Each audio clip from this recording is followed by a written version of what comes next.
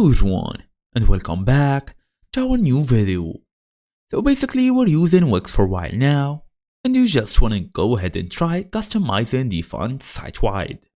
So in today's small tutorial, I'm ready basically to show you all of them steps needed. So we can open that site design, select some fonts, select some basically themes, templates and all of that. So let's get it fast and easy as usual. So first thing first, the normal steps is that we're gonna go all the way and open your device, make sure you are fully connected to the internet, go all the way and look for wix.com.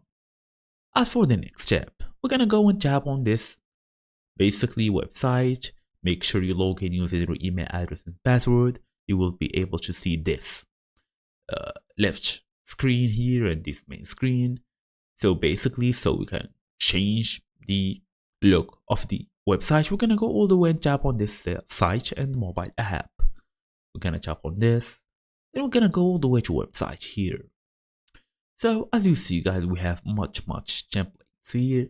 We can also generate a site design. For example, we're gonna go and tap on edit for this one. We're gonna wait again. Okay. It's taking some time to download. It's totally fine. As for now, we should be able to see the options and basically the editor, the brush and everything else. Preparing your site as you see here on the screen. Okay, here we go. So as you see guys, we have this much options on the left, site design, add section, add element. So let's go for site design for now.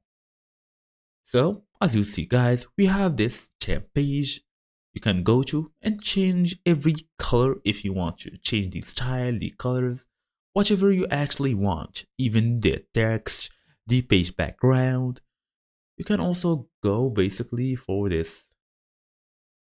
Okay, add section, pages and menu, and every other option. So just pick your favorite one, then tap on apply, then publish. You can also save it for now. For me, auto save is off. All you're gonna do is publish or save, and that's it.